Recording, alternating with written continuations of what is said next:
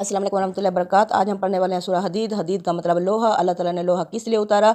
अल्लाह फरमाते हैं मैंने एक आफाकी निज़ाम कायम किया, एक ज़मीनी निज़ाम कायम किया। आफाकी निज़ाम क्या है कि अल्लाह ताला ने आसमान को बुलंद कर दिया और उसमें सूरज चाँद सितारे बना दिए जो अपने अपने मदार में हरकत कर रहे हैं।